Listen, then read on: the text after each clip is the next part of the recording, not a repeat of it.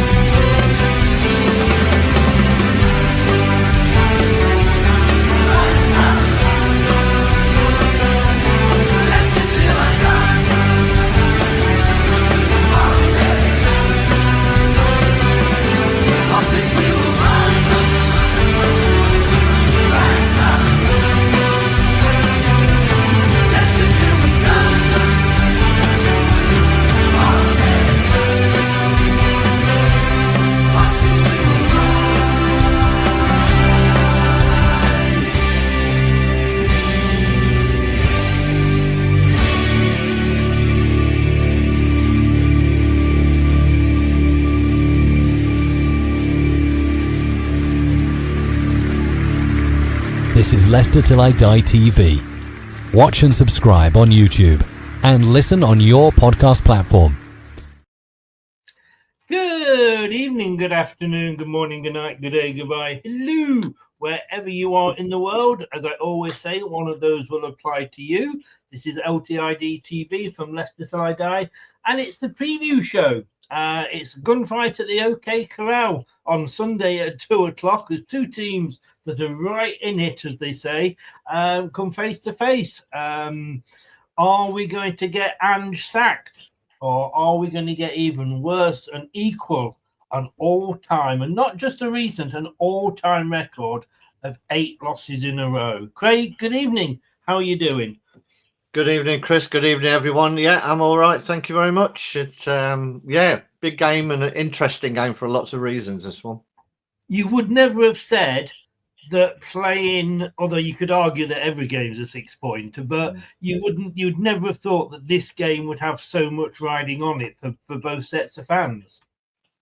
No, not at all. I mean, Spurs got a win last night, so that's probably helped them a little bit. But I think all that goodwill will disappear if we turn them over, us of all teams. I think if you're at home and you're losing to either Leicester or Southampton, you're in trouble. Indeed. We will come on to that first. And George is in. Hi, George. And Ray says, evening, quite the soap opera at the club at the moment. It is. Me and Craig Craig and I, to use proper English, we're talking before the show, before we went live, which is why we're a little bit behind. And good evening, Doug. Doug's in. How the devil are you, sir? About our chairman, who a lot of people are criticising, and fair enough. Look, we criticise him. I have very much criticised him at the moment. But there's a difference between criticising somebody, which we, as fans, are all entitled to do. We're almost like mini shareholders in a way, because we all pay our money in one form or another. But there's a difference between saying, look, he's doing that wrong, or he needs to sack this person, or he needs to do this, and actually wanting somebody out of the club and to sell the club. We all know the saying, be careful what you wish for. But how could you want a guy that, and it says it's in the second such move in just over 2 years, and this is in Leicestershire Live, that Top has wiped £124 million of debt off the club. I mean, Morecambe would love to have a chairman like that, wouldn't they, at the moment? Yeah, I mean, it's incredible. I mean, the guy's commitment is often questioned, more often than it should be, and he keeps, dipping into his pocket and doing it. Now, the cynical fans amongst us, and I think there may be one or two who try and find a negative in every positive. Yeah. I'm sure some people who are O positive blood group are trying to get it changed. He keeps going into his pocket, and the cynical ones will say, yes, but he's having to pay these debts off because they've built up the debts under him, that bad decisions, this, that, and the other. So it's on him anyway. So all he's done is wiped out his own mistakes. which, you know, is a very, very cynical take on it. The fact is, the guy's showing his commitment, and you have to applaud it. Yeah, he's not his dad, but then who of us are? You know, we are our own people, and we grow as people, and we learn from our mistakes, and hopefully, you know, he is learning from his mistakes as he goes on. But he's part of everybody who comes into the club. New players, new people around the club always say what a fantastic club this is, and it's such a family club, a family oriented club, blah blah blah, which makes it really hard to sack your own family. And this is the position where he's in, and he's probably stayed loyal to people too long, because it's that family network. So, you know, I cut him some slack. You know, I cut him a lot of slack, to be honest. And fair play to the guy again for doing it. Yes, it is. And like I said, you know, who'd be a Morecambe at the moment? And not from, you know, I'm sure from every Leicester fan, we've been there more than once as a club, and we've come back from the brink. I'm going to say, sorry, Chris. Yeah, Freepik, I mean, even that first comment saying, you know, it's, you know, a lot of people saying it's a circus, it's a Mickey Mouse. For those who have only recently joined us in the last 10 years, it's always been a circus around Leicester. Yeah, you know, I mean, we've done some great shows with our dear friend Barry Pierpoint. Yeah. You know, no one can tell me that wasn't a circus at that time. So through the 70s, 80s, 90s, it's been a circus. Leicester City has been a bit of a circus, but that's why it makes it one of the most interesting and enjoyable clubs to support. Yes. I mean, if there's ever a person that I got to say, and this is from a personal point of view for me, if there's ever a person that don't judge a book by his cover, that's Barry Pierpoint. Yeah. You know, and we don't know what goes on behind the scenes. No. That is so true. And again, that's a great example of that. And the person that he is, and the help that he's offered me just in little things that he doesn't have to. You know, he doesn't have to. Lovely guy. But look, you tell me a club. Look, Man United, allegedly one of the biggest clubs, if not the biggest club in the world. Don't they have a bit of debt at the moment? Yeah, I mean, it's a bigger circus than us, isn't it? Just quickly go back to Barry. If you ever want to understand what does go on behind a football club, go and dig out his book, because it's well worth a read, and it does give you an idea into the workings before all the Sky money came in, but it gives you a really good insight into the workings of a football club and all the politics that go on behind it. And for people, let's face it, for people who are trying to do their best for the football club, they make mistakes, all of them, but they're raison d'etre. They're trying to do well for the football club, and I think we lose sight. Yeah, we lose sight of it. You know, almost like we'd like to lose sight of Barry of Chris's backside. But you know, we do lose sight of that. The people are trying to do a good job. At the moment, they're not doing a great job over the past few years. We get that, but at its heart, this is a fantastic club, and it's given all of us supporters who have had multiple years of watching this, or decades. You know, it's given us a proper roller coaster ride, and you know, if you'd rather support a team that finished 15th every year, then good luck to you. You know, I wouldn't swap our roller coaster ride for anybody's. No. So the reason you were just looking at my my rear of the year there was because I just wanted to show people this. This is the book. I'm sure you've got one as well. I think most. I've got a signed one. Yeah. Yeah. Oh, and again, it shows you. It shows you his self-deprecating sense of humour. Yeah. Because I asked him to put a little signature in mind. In my book, and he signed it, and my message was, thanks for not holding up a placard with my name on it.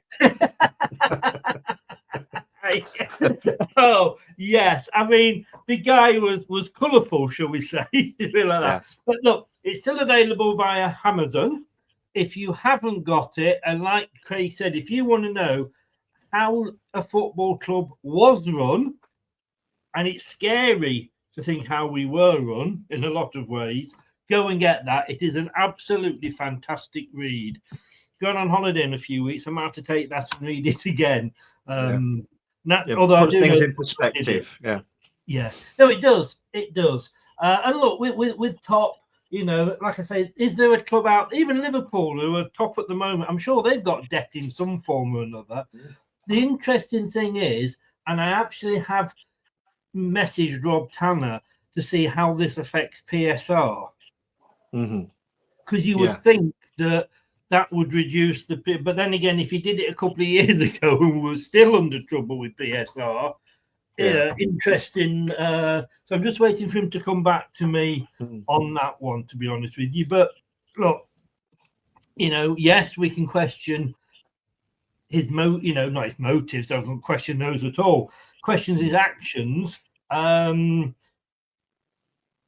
But you know, he puts his trust in people, and you know, sometimes he needs to maybe just go around and go, well, actually, you're not the person anymore. You know, but you know, we will see. But thank you, as I put on my social media posts. Thank you, Mr. Chairman. Yeah. Right, here we go then. So we've got a little match on Sunday. Like I said, a shootout at the OK Corral. There's Ange and Rude looking very Western. Looking like they're wearing waistcoats made from my curtains. Yes, indeed. Yeah. Oh, your curtain is made out of old waistcoats. Whichever way you want to look at it. But it does feel a bit that way, doesn't it? It does. There's a lot riding on it for both managers, to be honest. You know, they'd probably both say, right, let's take a draw and walk away. Maybe us more so. But yeah, he needs a result. You know, it's all right. You know, he's shown that they can do it on a cold, slightly damp evening away in Hoffenheim.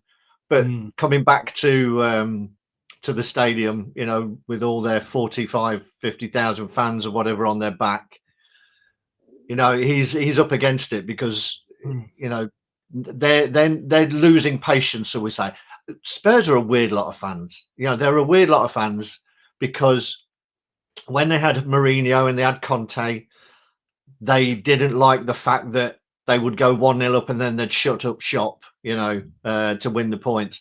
And now they've got someone who refuses to do that, and they don't like that either. So God knows what they want. So yeah, hopefully we can. I think it's one of those games where you need to start strong and quieten the crowd down, and then, you know, this would be something different. Start strong and actually score. You see, that is. I was with you. I was with you until that point. You've been drinking. Apparently they've got another injury. They have sort of got a lot of 9 injuries or something at the moment. But then again, sort of we know sizes of squad, we've got injuries as well. Do you think that this is a good time to play them? And I don't mean because they're in the middle of a bad run on its own, but they're in the middle of a bad run. Yes, they've kind of won in midweek in the league, but that's like us winning the FA Cup. It doesn't really affect your league form. But coming back on a Sunday with the injuries they've got, it's made me feel a bit more hopeful. Yeah, I think it's a really good time to play them, to be honest, because you know how difficult, we're proving how difficult it is to snap out of a slump. You know, you could look at their game, as you said, you know, that we had the great win in the FA Cup. They've had a good win in Europe, but it's not translated into results in the league. No. So very early on, you know, the crowd are going to be up. The crowd will be behind them early on. But if we can quieten them, you know what it's going to be like. The levels of frustration, the sort of in the crowd, and it's a fantastic stadium, and the noise travels around there in a negative fashion, just as it does in a positive fashion. So, you know, if we can take the game away from them early on, keep possession and frustrate them, then all benefit to us, I think. TM's in, who is a Spurs fan. Hi, TM. Good friend of the channel, been around a while, like us two. It'd be interesting to see what your, just type your thoughts in on what's happening with Spurs at the moment, because I've got to say, you are in, like a Lumpet, you are in a relegation battle, as is Manchester United. Now, the fact of the matter is that there are 3 worse teams than you and United in the league, so you will probably both be safe. But if you go back 3 or 4 years and United and Tottenham were where they are now, they would really be in it, wouldn't they? Mm-hmm. Yeah.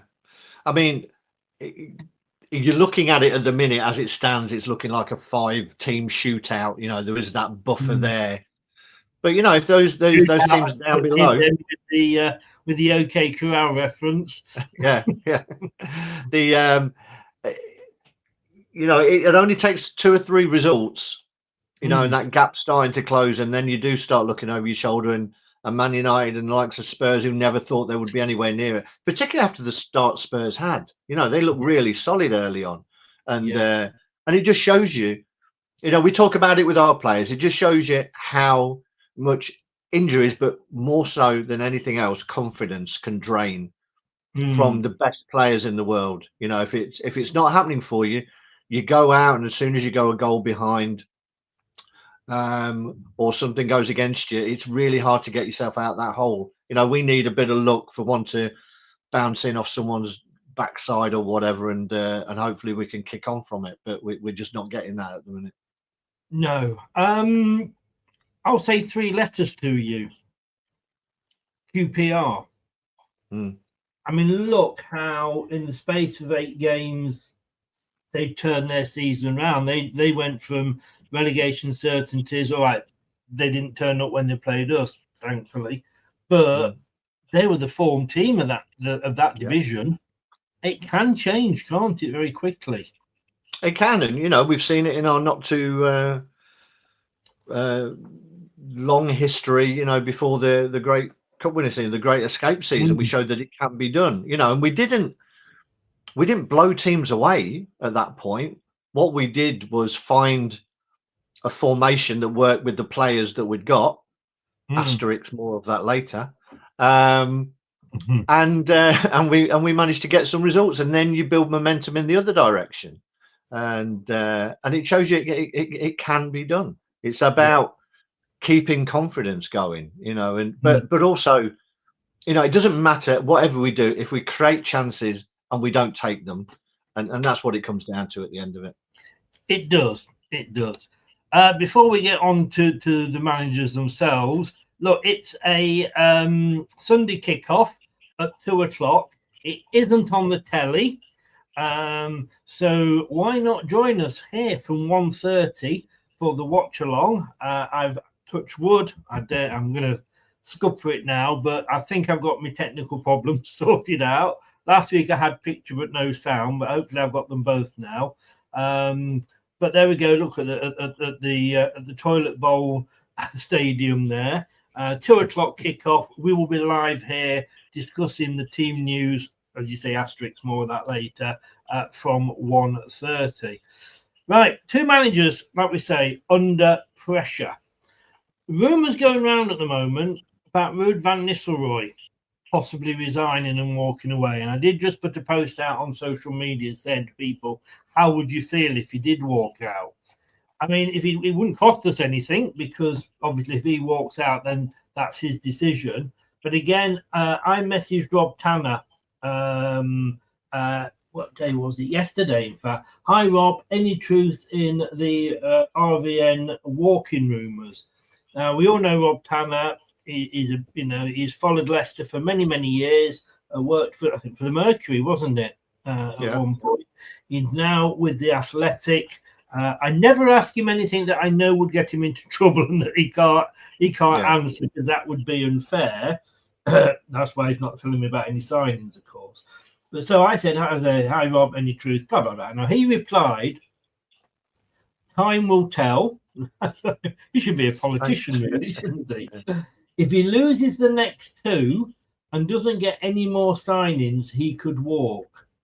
He is frustrated, but put on a unified front today at the press conference. He could also get the sack, but think more likely he walks at some point, if the club don't back him.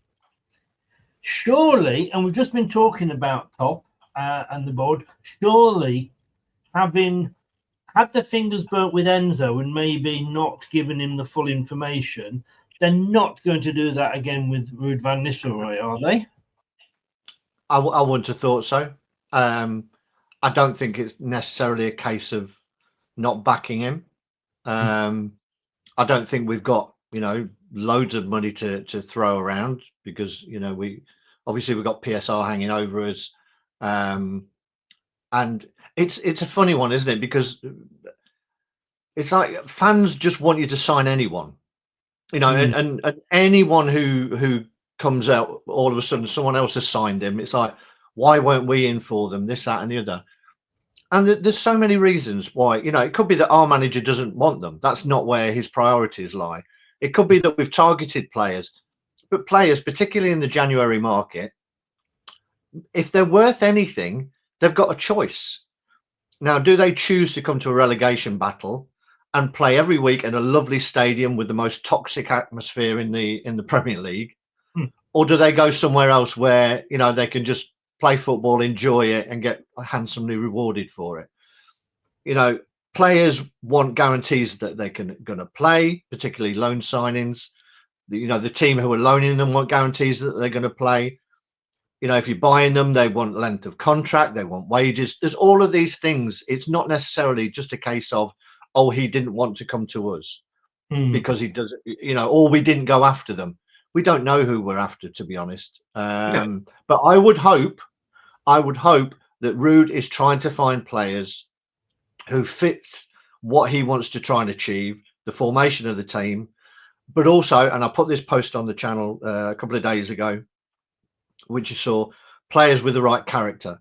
And particularly in this January window, they have to be of the right character. Just buying players for the sake of it is not going to cut it. They've got to be of a character who see Leicester City as an opportunity, even if it's a stepping stone, even if it's for half a season or a season and a half, to play on the Premier League stage, but to show what they're worth and to offer something that we don't have at the moment. So all of these things, I think they'll back him, but it's not just a case of we want you, sign. Yes, yeah. And we'll come on to our signing in a minute. And look, he's obviously very well liked with the Spurs fans. I think it's interesting to see that was what we've always said is that success in Scotland does not guarantee success down south. We've been there, we've seen it, we've got the T-shirt, Craig Levine, but that's only going to last so long, isn't it? Yeah, and it's that frustration, isn't it, of seeing the riches in terms of talent that they've got, and a manager who plays football the way that they want to see it played, but it's just not turning into results at the minute. And as you say, again, it's a careful what you wish for. That this is the manager that most Spurs fans wanted, not necessarily the name, but the type of manager, someone who plays attractive football, and goes for it and tries to score more than the opposition. That's what they want, exciting football, which is great when you're scoring one more than the opposition. When you're scoring one less than the opposition, your priorities change a lot in what you want from your manager. But I like him. He comes out and says it as it is. And there's not enough of those managers around for me. I struggle to understand. Look, I grew up, as indeed you did, because we were of a similar age, with the great Jimmy Bloomfield side. And we were likened to the nearest thing in England to Brazil at the time. Yeah. It was amazing to watch, and we had some amazing players. But as Martin O'Neill said when he came in and everybody kept going on to him about Jimmy Bloomfield, what the bloody hell did he win? And it's like West Ham, we've got to play, and not so much these days, but for a while, it's like, we've got to play the West Ham way. Well, playing the West Ham way, what did you actually win? Yeah. I don't remember seeing you've won an awful lot recently. Now, look, if you said to me, you're gonna play like Pep and win everything, that obviously we'd all go, yes, please, thank you very much, because we'd enjoy watching it. But if we play awful and we win, to me, that's more important. Yeah, and again, it's funny how that changes the higher up the division you go. You know, that you just want, because we could have got top six, playing really boring football and just eking out wins or whatever. Yeah. But we were trying to play attractive football, and then you slip out of the top four, and it's the end of the world. Football fans are just fickle. Most of them are fickle. We all want to play attacking, attractive football, but when it comes down to it, we want to win more than that. We were winning under Maresca, and there was so much criticism of the way we were winning then. So at that point, winning wasn't enough because it was boring. It was winning boring, and people didn't want it. Now people just want to win. Yeah, I never understood that, because under Maresca, I have to say, I don't like that style of play. You know me. I hate when we play out from the back. I absolutely can't stand it. I didn't give a shit because we were winning, And then, as I said with everybody, like, what can this guy do? At that point, we were 7. All right, it nearly blew up in our face, but we were 17 points clear at the one. As much as I wasn't keen on his style of play. I wasn't going to criticise it because we're 17 points clear. Tottenham, you remember Ozzy Ardiles? He played something like a 1-1 or something, didn't he? It was like weird. I don't know if you've seen it, Chris, just to go off on a slight tangent. Have you seen, there's a clip of Steve Howie, I think it's Steve Howie, talking about Ozzy Ardiles at Newcastle when he was manager there. Right. And he liked to get them to play an 11-a-side game against no one, just to have patterns of play and get players where they should be, not affected by the opposition, just so they got into that kind of muscle memory of playing football, in the right patterns. So it was all right. So he said we set up and played this. So 11-a-side, opposite side of the pitch, there's no one there. And he said, but we always had this way of kicking off. So the centre forward, regardless of the fact, because it was a pattern of play, they would replicate what they did in a match. So the centre forward would pass it back to a midfielder, who would then pass it back to one of the fullbacks, who would then pass it to the keeper, and then they would go from there. That was the pattern of play. So even though they were playing no one, they had to do it. So they kicked off, the centre forward passed it back, midfielder passed it back to the fullback. The fullback didn't even look and passed it back to the keeper, who was getting his gloves out the net. The ball went in. They were losing 1-0 and playing against no one. I haven't seen that. Oh, brilliant. Absolutely. Try and find that clip. It's fantastic, the way he tells that story. Yeah. Oh, I've got to find that. that. Before we move on then, because we are talking and we have made a signing, and we'll come on to him later. But the two signings two players I want to talk about. One of the problems we have, and I know we've touched on this before, but Tom Cannon, we can't score for toffee. We've got a player here that we've just sold and made a couple of million profit on. And apparently that's going to kickstart our great January transfer window rush. We can't score, and people are, apparently he's a championship player. Well, that's probably where we're going to be next season, and we could do with him. Funny thing is, we've sold him to a club that's more than likely going to get promoted and be playing in the Premier League next season with Tom Cannon. I mean, what has Rude can't have seen anything because he's not played under Rude. Where's that decision come from? Surely he's a young player. Stick him in and give him half a season. But the thing is with Tom, I really like Tom. The bit I've seen about Tom Cannon, when I've seen him play, I really like. I like the fact that he's direct. He's always looking to get a shot off. Just what we're crying out for, as we say, and it doesn't seem to make any sense. And we're also saying he's a championship player. Yeah, he was in the Championship last year under Maresca, and Maresca didn't play him either. We've had the last 4 managers, I think, that he's been under, Yeah, 3, I and no think. one's really trusted him with a run of games. He was So bought under there's Maresca, something. wasn't he? Sorry, He was bought under Maresca. was he? I wasn't sure if he Yeah. was bought before that. No, I think he was bought under Maresca. I believe I could be wrong and you could be right. That's more than likely true. And Maresca didn't play him for some reason. Cooper, well, do we trust his Didn't play, yeah. But Mood's never seen him. That's what I don't get. And I'm thinking, so we're going to have a player now that we've got to sign, got to wait, got to try and get them match fit if they've not been playing. Clubs are going to be holding us to ransom because they know we're desperate for players because we're in the relegation battle. We need a striker, like you say, somebody. We might like Kramaric. He didn't really sort of have a good time with us, but whenever I saw him in that Great Escape year, he was the only one that was prepared to have a shot. Yeah, I loved him. I mean, again, there's other things going on that we don't necessarily know about. It could be that we did need to generate some cash, and you look around who we could sell, who we were going to get any offers for that didn't entail a loss. Maybe he was one of the few that was available. I mean, let's face it, he's had Daka on the bench and available, and he's not given Daka a run either. So, you know, almost to bring Cannon back and then give him a run over Daka sort of ruins Daka, to be honest. So what do you do then? Do you bring Daka in and give him a run of games and sit Vardy on the bench? And then where does Cannon come into it? Would he come on over Vardy? I think it's tricky when you've got 3 players for one position, essentially, in this formation. If he was playing 2 up front, it would make more sense that you kept him.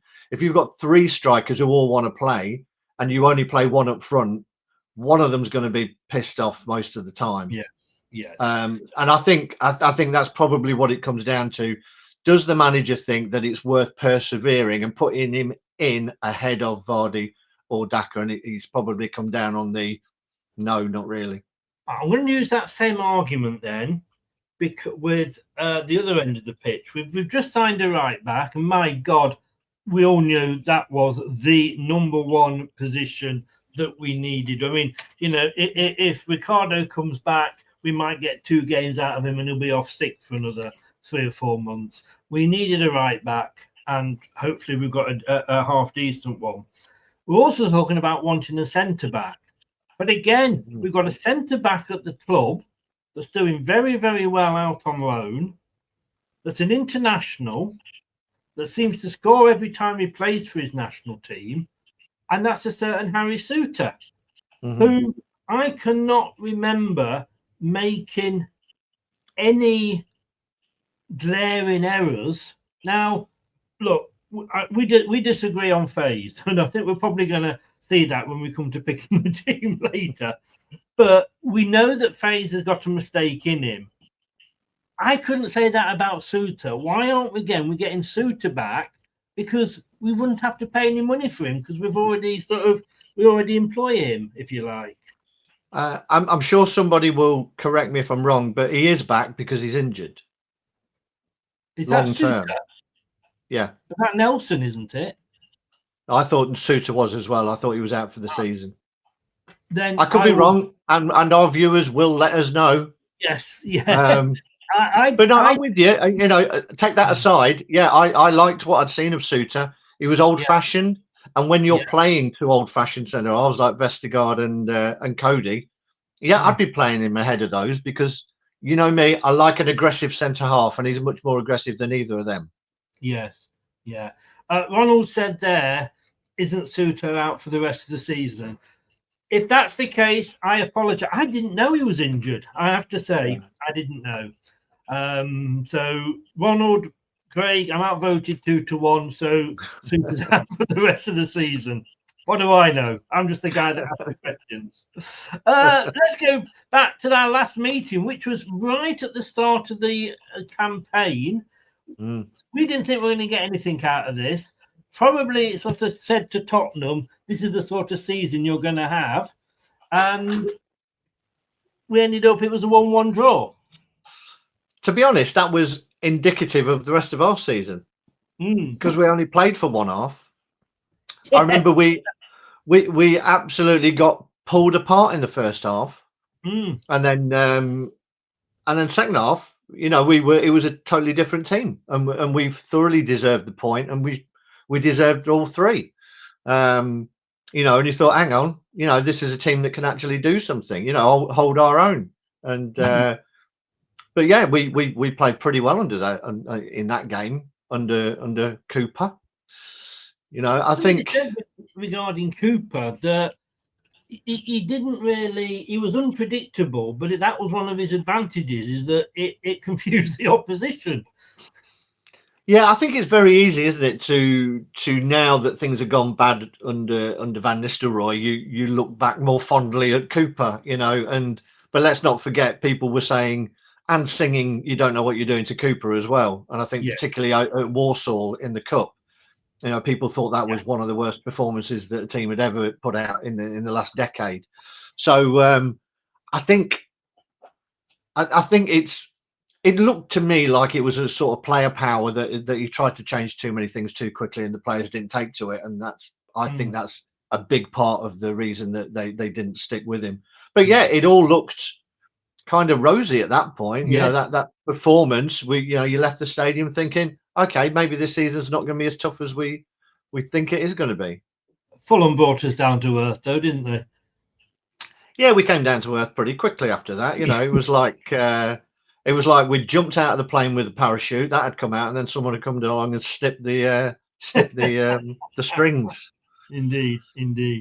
Apparently, he tore his Achilles on Boxing Day. There you go. You see, I've not. Must have missed that one, Jeff. Yeah. Thank you. That might get. It was over. I didn't do anything on Boxing Day. I didn't even cover the Boxing Day game. That's my excuse. Yeah. So last time out, well, we know what happened to us. Palace went and put 2 past us, but my God, I have put the wrong thing up again.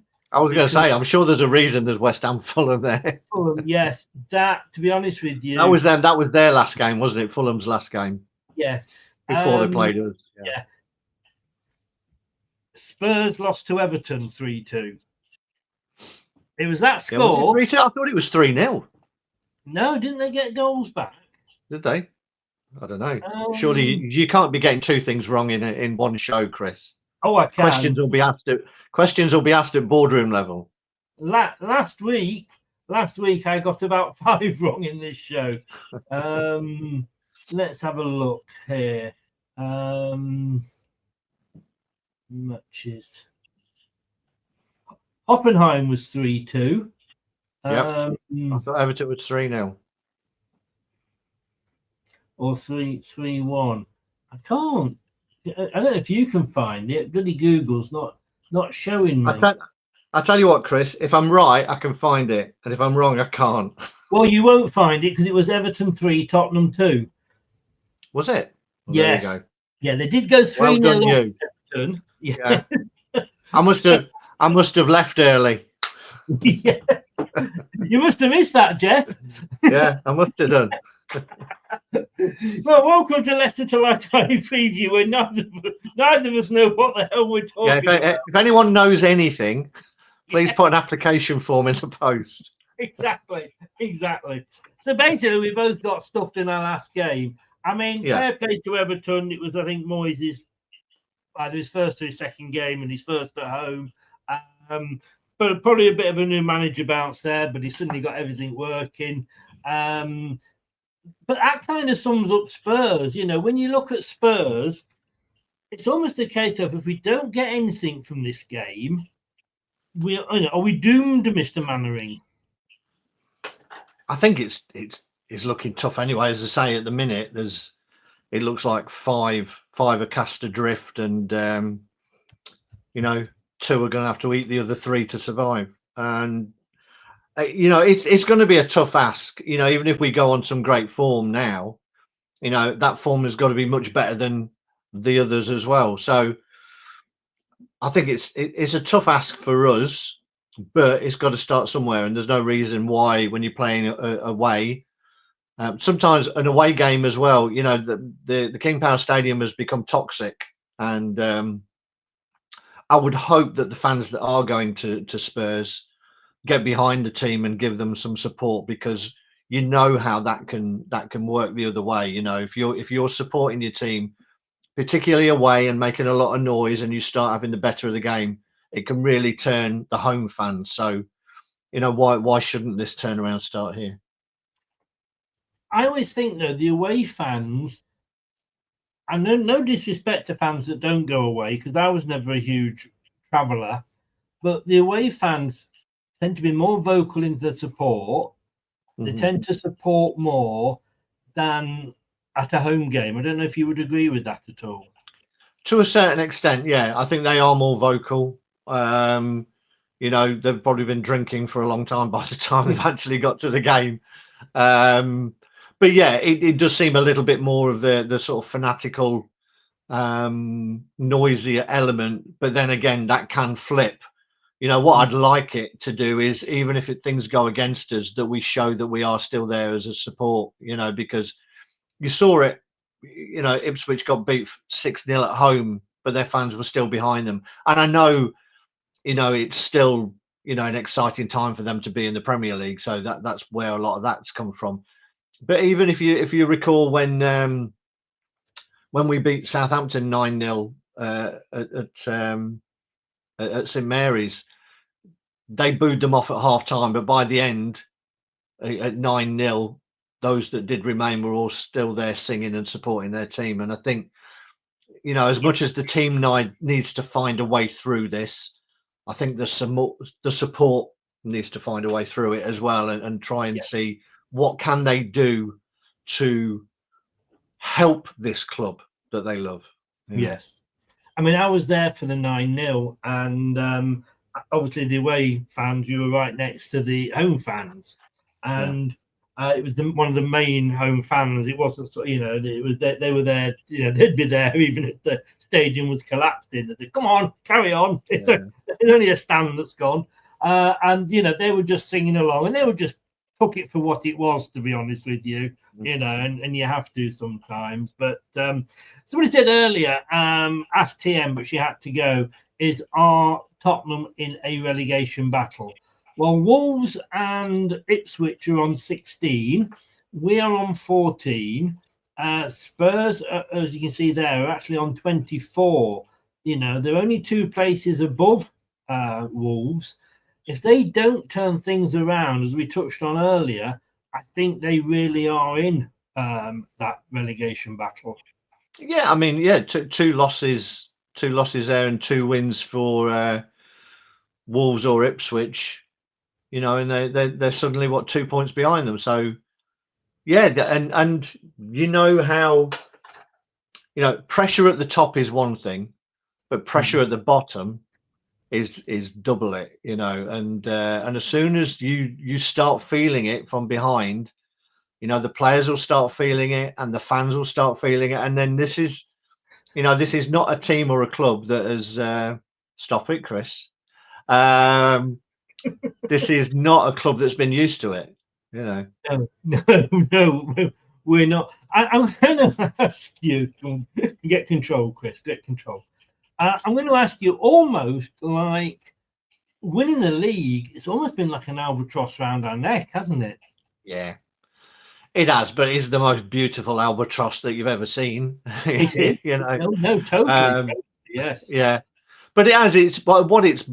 What it brought was a level of expectation. You know, and I've had this, not an argument, but a swapping of views, shall we say, on social media with a few people about, you know, a little bit of realism, you know, needs to be injected, that at the end of it, every season, only 17 clubs are going to stay. You know, 3 have to go. That's the law of it. And, you know, and particularly for teams like us of our size, you have a bad season or 2, and you are going to go through the trapdoor. That's what it is. You can't buy your way out of trouble. Like, you know, it'd be interesting to see what Spurs do in this window, and Man United. You know, Man United looks weird because they're selling some of their best players as well, which is, Garnacho going to 50 million. I mean, let's not even talk about how Chelsea can spend more money without getting done. But it is going to be difficult, and it has been an albatross, and it raised expectations.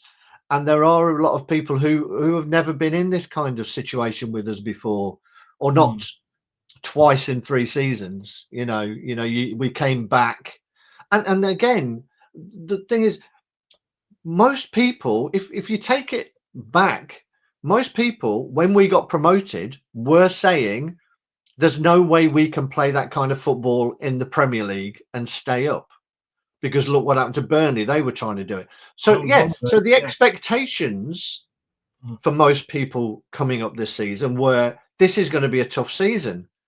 And now all of a sudden it's a tough season, but it's not acceptable that it was a tough season. So, we weren't expecting anything else. Maybe, we all got high on getting a point from Spurs early on, and we thought this is going to be all right. But the reality of the Premier League is that you get punished for your mistakes, whereas you don't in the Championship. 100%, 100%. And I've seen a lot of people been saying, and I feel a little bit this way myself, but I wonder whether I'm putting my hat on the fact of we're remembering the Great Escape year. I mean, surely that can't happen again, or can it? Well, I think it would have to require a change of formation, Chris, personally. Really? Now, I've got written down here, my question for just a little bit later on is, would you change the formation? Funny you should mention that. I know. But sometimes, I mean, when we did that Great Escape, there was a catalyst that started it all off, which was bringing Mark Albrighton back. Yeah, he changed the formation, and we looked a lot more solid, and we utilised the players that we'd got and played on the break, and we know how that manifested itself the following season. We found a way to play with the squad of players that we'd got, and that's what football's about. You look at the teams now. I mean, look at Bournemouth, look at Forest amongst anyone. He's got them playing the best that they can play with the players that they've got. There's no way that squad of players at Forest could play lovely tick-a-tacker football, keep possession and then work their way through and grind down a defence. They soak it up and they play on the break. They remind me so much of the way that we won the league. That's how they're playing, and similar to us, they've taken the lead in games more often than not this season. And we were exactly the same. We thought if we could get the first goal, we weren't going to get beat. We may drop a point and get a draw, but we weren't going to get beat. So you've got to look at the squad. You've got to look at the challenge that's in front of you and say, how can I stop us losing games? And if you're keeping a clean sheet would be a great start, because at that point, you've always got a chance of nicking a goal. Yeah. But when the first goal goes in against you, it's demoralising, and that's what's happening at the moment. Do you think we need to quote the advert here, do a Domino's and get the pizza promise out again to keep a clean sheet? Yeah, I'm not sure. Well, not sure about my singing. I'm sorry about that. Well, no. Well, yeah, I don't think anyone is. But maybe with Ruud, because he's Dutch, maybe he just promises some chips with mayonnaise or a nice Belgian waffle. Can't beat a bit of a waffle, can you? That's what I always say. But look, there's the form. On the last 4, I'm not sure how. It looks like the last general election, that one at the top. It does really, doesn't it? We are at home. Doesn't include away. Sorry, again, I've got this the wrong way. This is the wrong thing again. I tell you what. Let me just remove that. Talk to us about. Remove yourself. Yeah, I should do. Let me ask you to talk about who might be a threat to us in the Tottenham side. Well, I think you've got your usual suspects, to be honest. The dangerous one, I think, who goes under the radar a lot and is having a great season. There's probably 2 of them. Brennan Johnson's having a really good season. for Spurs. He's been in and out of the team a little bit over the past month You or like so. him, don't you?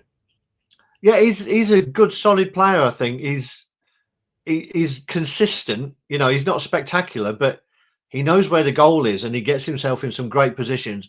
If we look at the number of goals he's scored, I would imagine at least half of those are just tap-ins because he gets himself in the right areas of the pitch. But the other one who's having a really good season is Kulusevski this year, who's been brought in off the flanks and into a more central position, and he's on the ball a lot more. And you want your best players on the ball a lot more. And Kulusevski's done really well. Maddison's having a really good season. You know, Son isn't, but he does like to score against us. Richarlison's come back as well. I think going forward, they've got a lot of their better players are available. Obviously, Solanke's now out for 6 to 8 weeks, I think, which helps. But so they're probably going to go with Richarlison up front. And again, I think this is where it's important that we have aggressive players to bash him up a little bit, because otherwise he has the capabilities when he's on his day to cause all sorts of trouble. But he doesn't like it if you get in and around him and knock him around a bit. He'll be on the floor all the time. So I think it's important that we're aggressive with him. But I think they're struggling at the back a little bit. So that's our opportunity. We've got to try and get at them early and get our noses in front. What have you got here for us, Chris, then, to have a look at? Here we go. Leicester City's away form. Can I just say as well, for anybody who missed it earlier, look, there you go. Everton beat Tottenham 3-2 last time out. Groundhog Day. Yeah. Now, Leicester's away form, not looking good. We're 20th out of 20th. And that kind of probably sums up what's going to happen this weekend. But if you look at the home form, Spurs have only got 1 point in the last 4. And that was a draw against Wolves of all, that maybe you'd look and say they should have won. So it's probably going to be a 0-0. But based on that, I'm going to ask you, and you know what my favourite question to ask you is, and we did touch on it earlier, would you take a point now if it's given to you? Or are Spurs the team that we should go and try and get the 3 points? Or we should do anyway, but you know what I mean? No, I'd gladly take a point. You know me, all the way through the championship season, there's no way I would have taken a point in any game. But you betcha I would take a point right now. One, to just stop the run of defeats. You know, it's demoralising. So I would definitely take the point, and just to start that, get some WD-40 on that points board and get it moving in the right direction again. I think it's really important. So I would definitely take a point if you offered me that now. I mean, we're looking at... yes, I mean, obviously I would. But a little bit of me says we've got to go for this one because Spurs are in such trouble themselves. You know, if we can't beat Crystal Palace, those games where we look and say, those are the games we need to win, we're running out of those. You know, and if you're looking at it, right, Ipswich have got Liverpool, so you would think that Ipswich aren't going to get anything this weekend. Wolves have got Arsenal. That could go either way with the way Arsenal are. And who's the other one down there? Southampton, we know they're playing Newcastle, but Wolves have got Arsenal. Everton have away to Brighton. So if we don't start picking up games, it's not so much that we might pick up a point here, might pick up a point there, pick up a point. It's what, the likes of Ipswich, because, they can go out and win a game every now and again, which is something we can't. But it's all down to the players that are on the pitch. And talking of that, we're going to look now at our team selection. Lovely segue, Chris. Lovely segue. Did you say? I thought that was pretty cool myself, actually. Yeah. You should try this for a living. Don't go there. That's a sore point at the moment. But look, I've asked you to do 2 things this week because you're going to come up with your fantasy team in a minute. Partly Jody Marsh is in there. Sam Fox is in there. But That's another story for another show. That's a story from the 80s, Chris. That is. It is. It is. Well, I could have said Jordan, but I wouldn't do that on you. Oh, You know please. what I mean? Mind you, the thing is, you see, they said about, Jordan's on Tinder. She turned up and they didn't recognise her because the picture was a day old. But you've come up with basically the team that you would play if we play Rude's formation, because we don't think Rude's going to change formation. No. And then I'll give you what I think it should be, and then we're going to have a look at you going a little bit off on your own here and Right. having a bit of a fantasy. So this is your team playing the Rude way. Now, if I say playing the Rude way, you know what I mean. You've gone for Stolarczyk in goal. So much better than Tom last week, who went for Everson. Koulibaly as a right back. I say we've got to, haven't we? I'm going to disagree with this because you've got Faze in the back four, Vestergaard and Christensen. Talk us through. I mean, Stolarczyk goes without saying, doesn't it? We still don't know when Mads is going to be back. No, to be honest, if I didn't think that between now and when the actual game goes on that Okoli may go, I would have played Okoli. I like Okoli. And in the situation that we're in, for me, Farce and Okoli are a much better pairing than Cody and Vestergaard because they're aggressive. I haven't seen anything of Okoli other than, a mistake that was essentially Farce's fault against Forest. He's been decent for me and he's a decent passer of the ball. And I think he would have been worth persevering with. And again, it may be just one of those things. He hasn't gelled with a new manager. And there's an opportunity to get some money back and in the bank. Nobody's coming in and buying Vestergaard. Let's put it that way. So Vestergaard is in there purely because I don't think there's any way that Okoli is going to play. So it just becomes stupid putting him in there. But Farce for me, as I said, touched on earlier, I like my centre halves particularly to be aggressive. And I just think Cody and Vestergaard, it's basically after you, madam. They just wave players through, and as much as Cody might be this cheeky chappy and talks a good game, he's not aggressive enough anymore. And so for me, you've got to have at least one aggressive centre half in there who is going to particularly get into Richarlison and give him a game. Would you put Faze into that aggressive? I mean, this is the guy who, when we played Brentford, didn't get one tackle in. He doesn't smack me as aggressive. You have seen him play, though, haven't you, on more than one occasion? Yes. Yeah. And I've also and seen would you not say he's an aggressive player? No. I see him as an aggressive player. I think some games he's not on it, but I think he's an aggressive player. I remember there was a guy, I can't remember who we were against, but in the championship season last season, when we scored a goal that they wanted a foul for because he came straight through someone on the halfway line, surged forward and laid the ball off, and we ended up scoring a goal. I think of all the players that we've got, he's the most aggressive. Let's put it that way. We haven't seen Koulibaly, so maybe he will be, but I would say Faze is more aggressive than Cody. Let's put it that way.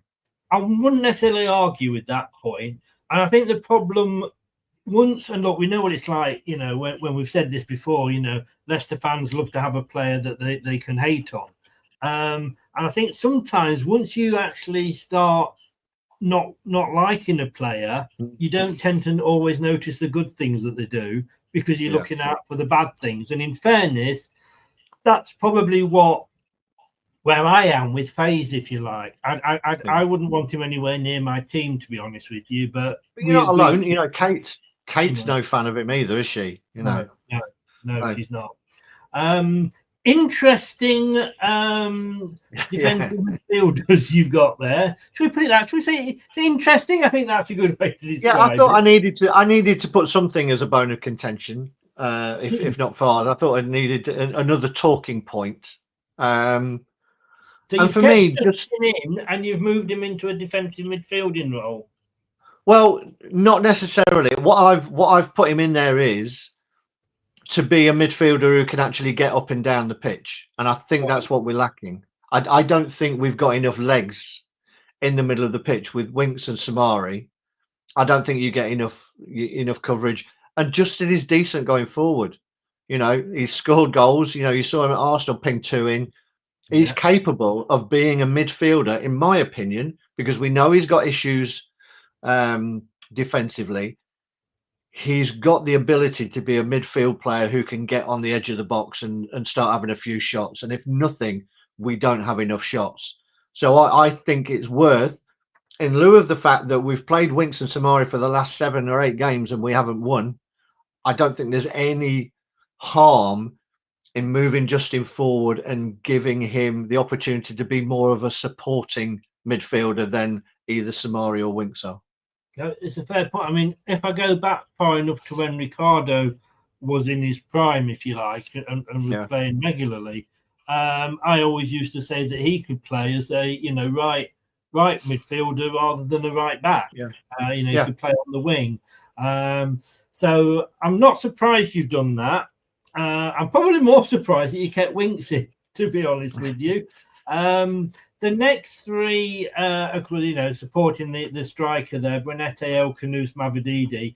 I can't really argue with any of that because, look, they are probably 3 of our best players.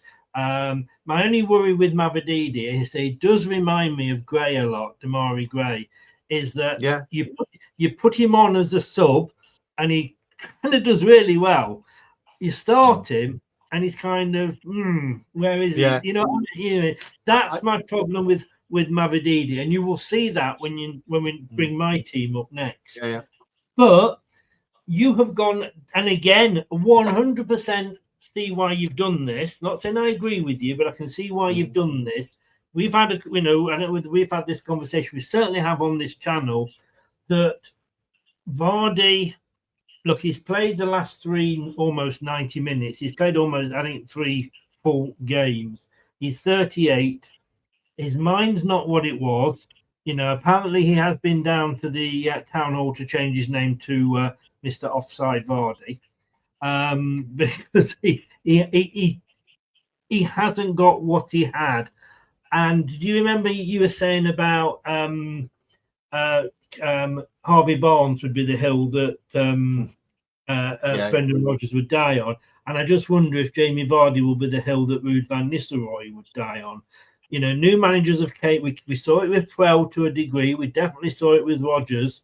Haven't seen that spark of Ruud van Nistelrooy, which is the surprise of being the striker, coming in and getting something out of Jamie Vardy. Maybe it's his formation doesn't suit Vardy. Maybe he's now of an age where he needs to have 2 up front. And we'll see when we come to your fantasy team. But you have gone for Daka.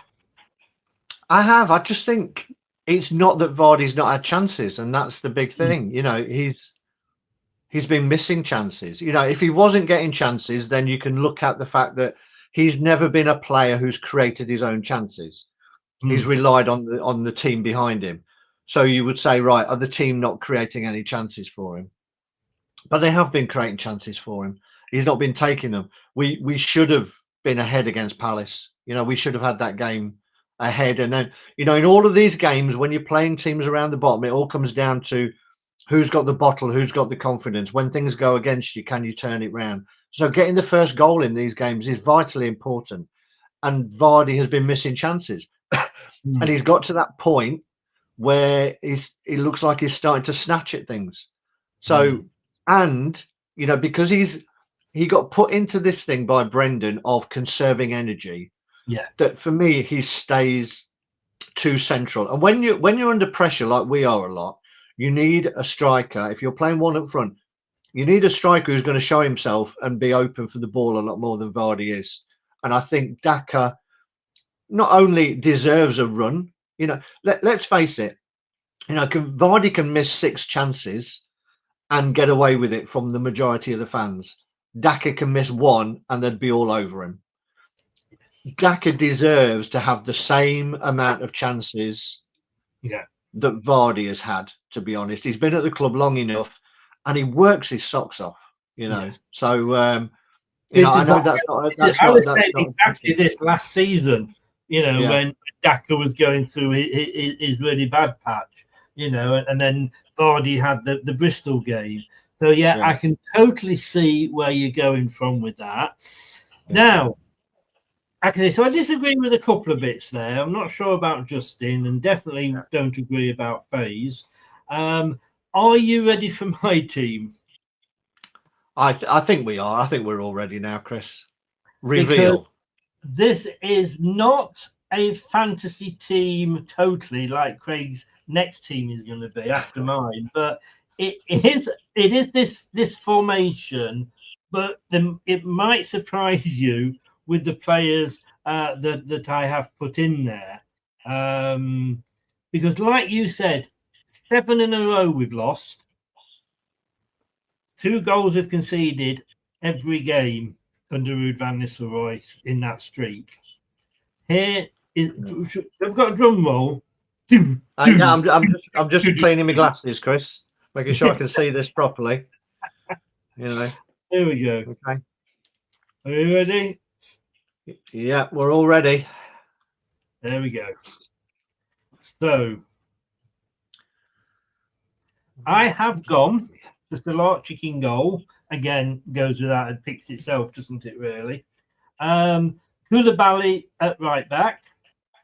I have gone for Vestergaard because I do honestly think he is our best, I'm going to say defensive midfield, and he can pick a pass out. And sometimes he manages to just put his foot out and stop a ball going through or get a tackle in. And look, he makes mistakes. There's 11 there. Why are you counting them up? No, I'm just seeing whether that was actually Jordan Ayew that you'd got there, and whether he was just hiding someone else behind him. But no. Sorry. Anyway, carry on.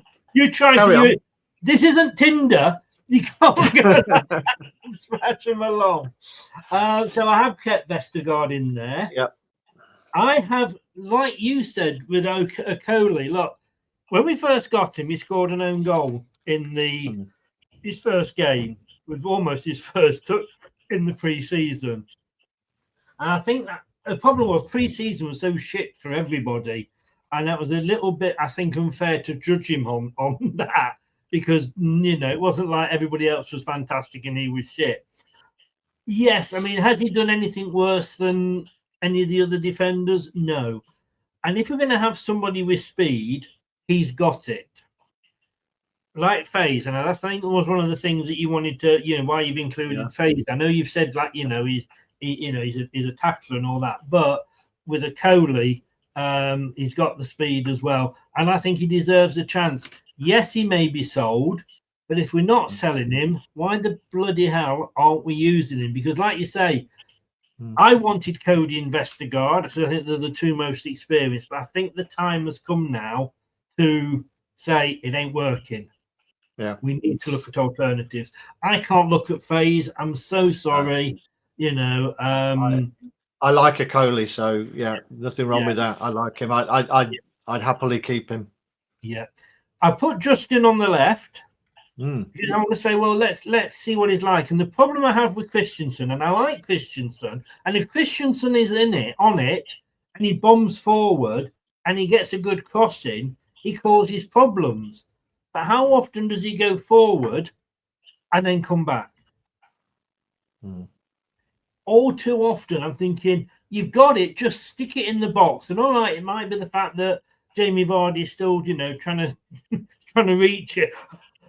I'll be there in a minute. Hold on to the ball. I'll be there in a minute. Who knows? So that's the one thing I don't like. And look, with Justin, like you say, he can get the ball in the box. He scored 4 goals this season from the right back. And he is, to me, I think a lot of fans, better on the left. Now, my midfield 2, although I know you had Christensen in there, I'll go to it, then you can sort of pick me to bits here. I've gone for Samare basically because for me, he's the big, beefy guy in the midfield that's just going to stand there and let people bounce off him. I put Golding in there because we signed this guy and he's now turned into Mr. Invisible, as you can see it on the screen there. he played a couple of. I think he just had a couple of starts, so probably one for Chelsea. But can he do any worse than what we've seen? No, that's the thing. So why not give him a chance? He was on the fringe of Chelsea. But this is the most frustrating thing is that and Rude is quite rightly being criticised for just playing the same team week in, week out. But not only that, it's the same bench, and that's the thing I don't understand. And the fact that Golding and Alves are not even making the bench, so you're not giving yourself an opportunity to look at some of these players and see what they can do. I find that more frustrating than anything else, to be honest. When we're losing games, and you look to possibly change it. When we've lost 7 on a trot, what we've got on the bench ain't going to change it because it hasn't done for 7 games when he's made the substitutions. So like you say, why not put different people out there? Or why not start with these different people? If they are having but we've got 5 substitutes, for God's sake. I hope, unless we go 6-0 down at half time. Buenete and El Canus goes without saying. Now, I've stuck Elvis. I did say Elvis. Yes. Well, it looks like he's left the building. So. Yes. He's another one that we haven't got a picture for. But Alves, I've put him on the wing because why not? You should be a manager. I'd love to see your press conferences. So why have you gone for that? Or the aftermath? Why have you gone for that? Why not? Yeah, exactly. Yeah. I mean, Mavididi. Like I've said about Mavididi, haven't I? I think he's frustrating. Stronger. Yeah, he's stronger coming on as a substitute. McAteer, you're not happy with McAteer because I nearly put McAteer in, but I thought I know Alves is more of a central midfielder, but what have we got to lose? Let's just try it, So that's why I've gone for Golding and Alves because they can't be any worse than the shit that we've been watching for 7 weeks. Yes. Your eyes do not rub your eyes, as somebody once said in a Watford game. What you are seeing is really happening. I have put AU up front because, yes, I think we've got to accept that Vardy's best days are behind him. Not saying he's past his sell-by date, but he certainly hit his best before date. Daka, I know what he gives us, but AU... And I've said this, Ayu's not a starter when he's on the wing. But he frustrates the opposition. He'll get us free kicks up there. And we know, unlike Daka, he does know that the ball's supposed to go under the white bar and between the 2 white bars that go down. So that's why I've gone for AU. Just that little bit of a bit more experience and hopefully possibly get us a penalty, get us a free kick or whatever. Now you can pull my team to bits. I don't want to pull your team to bits, Chris. I'm happy playing with 10. No, it was 11. Yeah, I was discounting IU. Oh, you actually had me counting then. Actually going, hang on, I haven't, have I? Ever since Luke from Australia actually forgot to put a goalkeeper in, I'm always worried. Yeah, I haven't got much against that. I think I can see you thinking of Justin, but I really like Christensen. I think he runs forever, that lad, Christensen. He's always offering. He never gets his head down. When things are not going wrong, right, 90th minute, he'll be bombing around there for the overlap. I love the guy. So it seems harsh for me for him to be sacrificed just to put Justin in somewhere else that he might not cause as much trouble. But I do like a Coley. I think Koulibaly. Where did Justin earned an England cap from? Yeah, I'm going to say, I don't think it's all Justin's fault. I don't think he's helped out by his defensive partners or the midfield who go and fill a gap, when he goes forward. And Golding, I think I'd put Golding in my team for QPR. I wanted him in there to see what he could do. And the same with Alves. So I can't argue against those. Do I think they'll get anywhere near? No, but I don't think you do really either. But it'd be nice to at least see them on the bench, so we can see what they're made of. Yeah. Ayew up front. I knew you wouldn't be happy with that. I know he's come up with some really important goals. Fair play, but he holds on to the. If he can hold on to the ball as a central striker as much as he does when we're trying to break forward, then great. But he overruns. It looks like he measures his own game on the number of free kicks. I bet he's had a bet on himself to be the most fouled player this season, because it looks like that's what he plays for. And they're nowhere near the goal. He just holds on to it too much for me. He's got merit of some kind. And when you're baby seeing out a game, but we've never been in a position for a long time to see out a game. But starting him, that is totally 100% right, and that is what the Palace fan said he would do for us. Coming on. I mean, you've got, for me. Sorry, Chris. When you've got a team like Spurs who are so committed to attack, for me, the space is in behind them, and you need pace to, take advantage of that. Porro loves to get forward. Their fullbacks love to bomb forward. Their centre halves love to bomb forward. He sets them up to just go forward, and to counteract that, you need pace. And if you've got pace, they're always going to be susceptible to a ball in behind. But with Ayew, I'm not sure that Alves and Alves, El Canous, and Buonanotte all want to come to the ball. They don't want to look at space in behind. And with Ayew, it's exactly the same. So for me, you've got nobody who's looking in behind, and I think that's where you can hurt Spurs. Don't get me wrong, if Daka's up front, I wouldn't mind. And I was allowed to be a little bit more free with my choice, because yours was the more sensible choice, and I do think yours is more likely. That's never going to happen in the month of Sundays. Yeah. I know. Something else that isn't going to happen. Neither is the next, exactly. This will never happen in a year of Sundays, let alone a month. I do love it. What I asked Craig to do is two teams. One, which we've seen, which is the Ruud van Nistelrooy formation with the players that he thinks would work in those positions. Then what he's going to do now is go with a lineup where, and you said this often, sometimes it's not working. We've tried it for how many games? The same formation, same team, the same subs. Let's do something a little bit different. This is different. There we go. 3-4-2-1.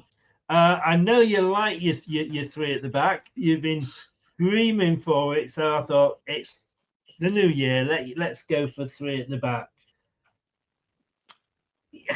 Tell me why you want three at the back. For many reasons. One, I think it suits the players we've got. I think Vestergaard, if we play out from the back, whether we like it or not, we play out from the back. And the best of our defenders with the ball at his feet is Vestergaard. Yeah. But does that warrant playing him when he's got no physicality and he's got no pace? Not really. The only way you can justify that for me is if he's got people either side of him who's got a bit of aggression and a bit of pace about them. So playing that three makes us, for me, a lot more solid in the back, and less chance of players drifting into positions where they're just getting easy headers or whatever, which happened, on more than one occasion. Plus, Christensen and Justin are much better going forward, and their cross conversion in terms of the numbers of times they've actually found players is better than either of the wingers. Christensen has a really high percentage rate of finding players when he's forward and crossing. They're both great athletes, and for me, they can provide the width, because if they're providing the width, you've got three players who are sitting at the back, and then you've got two more defensively minded midfielders who can sit in front of those three as well. So that basically gives you five attackers when the ball is turned over. You've got your two wing backs pushing forward, providing width on either side. One can tuck in if it's the other side. Then you've got two fantastic ball players in behind a striker who can get on the ball and make things happen. And then you've got a guy who can exploit the spaces in behind.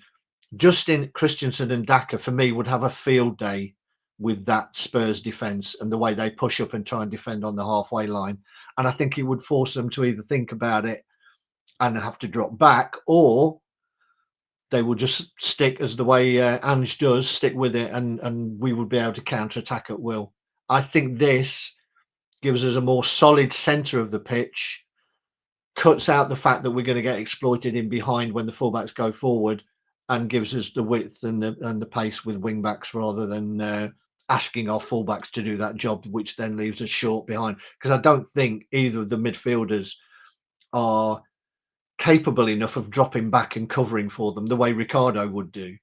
I don't think either of those are capable and don't see the game that way. So for me, it's more solid, but it's also more attacking. I mean, I look at that and I've got to say, I don't mind a 3-5-2, 1 or a 3-5-3, whichever way, because it's fluid, aren't they? All formations are fluid. And to me, this is a 3 in attack and a 5 at the back in defence. Yeah. Because Justin and Christensen come back, I'm guessing, to add extra defence. Well, for me, you've almost got 5 at the back and 5 forward, because even when those or those wing backs come forward with El Kanous and Buonanotte and Daka, you've still got 5 who are sitting back. Yes. So, with that, I love Christensen. I know I've dropped him out of my team. My one thing is, like I say, he does, to me, when he gets the crosses in, they're beautiful. He puts some lovely crosses in, but he doesn't do it often enough. Maybe that's because there's nobody in the box for him to pass it to, so he has to go back. And then you've got to be shouting at the lights maybe of, why is Mavididi just behind him and not running into the box to give him something to pass on to? Is Vardy still puffing up from the halfway line trying to keep up? You know what I'm going to say about this team, though, don't you? No, Chris, I don't. So say it anyway. Well, I will tell you. Your left back, left wing, whatever you want to call him, worries me. He worries me wherever he is on the pitch. I've never been keen with Faze on the left. No, I to be honest, it was touch and go with Okoli, and it was the same argument about whether Okoli would still be there or not. I would quite happily, if you were to change nothing else about that team, but you demanded that Okoli played instead of Fast, I would happily say go for it, Chris. I will demand then. I will demand it. But that's my only. We played Faze a few times last season on the left, and it's like, oh my God, what's he doing on the left side? But look, I'd love to see that team, or I'd love to see that formation tomorrow, Sunday. I mean, it ain't going to happen, unfortunately, though, is it? But don't think so, no. But I think, it was around about this time of the season where Pearson went to this pretty similar formation. And it turned our season around. I would love to see Rude just say, okay, for these number of games, next season we're going to go back. I'm going to have my own team in. I'm going to have my own players. We'll play my formation. But for now, what I need to do is get points on the board, make us more solid, hard to beat, and then give us the opportunity to nick a goal. Yeah. Right. Let's have a look at the odds very quickly. We're just coming up to the end now. You won't be surprised to learn that Spurs are favourites.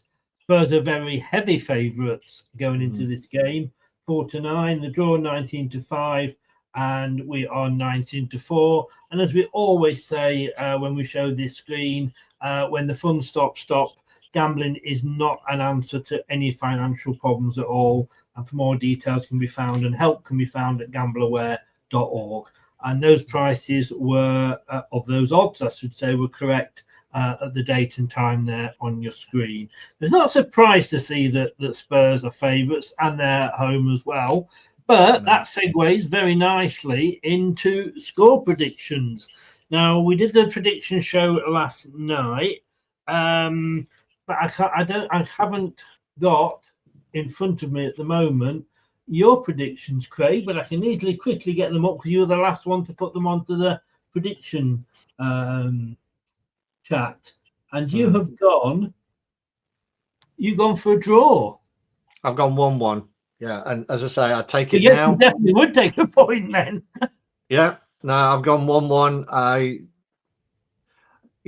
Two teams who are not in the best of form, to be honest. I'd love us to just be able to keep it tight and get and just nick a point and start turning. Start turning and looking upwards rather than just thinking, God, we don't want to end up behind Southampton. No, we don't. Well, I can tell you, and you've probably seen Brad's because Brad was in there. Last week, I got a point on the Leicester game because I predicted the correct outcome because I got fed up with predicting Leicester to win, and we never bloody did. But Brad has gone for that effect this week. Yeah. He's gone Tottenham 5, Leicester 0. Fair enough. What do you expect from a North Macedonia fan? Well, this is very true. I think Jess is having an effect on him. I think you see once you put a woman in the mix, your mind goes. I mean, I've told Brad, I've said football before, bros before hoes, but he's not having it. He's looked up. I think that's the problem. Wayne and me actually agreed, and I'm going to do this probably for the last time this season because if we do not get something from this game, I've absolutely no idea where the next points are coming from. I think Everton will even possibly beat us. But me and Wayne have both gone Tottenham 1, Leicester City 2. Well, I for once, Chris, I hope you're right. Yes. I wouldn't be upset if you were, saying take a point. But I just think it's the right time to play Spurs. Wouldn't it be good if, again, we were the team that got another manager sacked? We do. Well, that's usually Chelsea we do it with, but it's still a London side. Yeah, I think we've done it with Spurs a couple of times as well. I think we can do it again. We must have done. We must have done. So yeah, that's the only reason. When you look at the games we've got coming up, it's like, oh my God, we always knew this was going to be a difficult time, and it so is. So 2-1 would do very, very nicely. Thank you very much. But there we go. Craig, thank you very much indeed. It has been the match preview. Where can people? The link is below in the description. I'm so proud of me cock there. They look like they're on Strictly, not fighting. I know. Oh, don't piss on me party. That's as close as I can get. They'd probably win Strictly at the moment. But I've been put off now. But where can people find you? Yeah, on X, if it's still called X, at Craig Bird. And then is it Blue Sky? Whatever. Blue Sky, yeah. At Craig Bird 1. Yeah. Oh, you had a number, did you, on Blue Sky? I know, I did, yeah. There you go. Craig, thank you very much. Are you going on Sunday? No, I'm not. Not to this one. It's hard getting away tickets. It's harder than pulling dancing chickens' teeth. You just made that up. I did. Hen's teeth. I think the phrase. Yeah. Have a great weekend. Don't let it be spoiled by the football in the middle of it. And we'll see you on Tuesday for the debate show. Cheers, mate. Thanks, Chris. Bye, everyone. Take care. All the best, mate. Bye-bye. Thanks very, very much to Craig there. Let me just get into stall mode. Here we go. So can we? We need something soon. Otherwise, we are going to be in the position of, let's just start to prepare for the championship. Sad but true. We'll be back at 1:30 on Sunday for the watch-along. All the gang will be there. I will see you then. Have a great weekend. Thanks very much to everybody that was watching. Thanks to everybody that was joining in the chat. Please do feel free to subscribe. We are, I think, something like 13 off the 4K mark. We really, if you've got a friend who's a Leicester fan and is not subscribed, or you've got a family member who's not subscribed, can give them a kick and tell them to get subscribed. Share the video. That's always a good way for subscribers. I'd like to get to 4,000. Sorry, it would be a nice target to reach. Smash the likes. That also helps us because it gets the channel seen. See you Sunday, 1:30. Enjoy your Saturday. Take care, guys. Goodbye. Thanks for watching. These videos are tremendous. You better like them too, or I'll be back. This podcast is proud to be part of the TalkSport Fan Network. TalkSport. Powered by fans. That will conclude this evening's entertainment.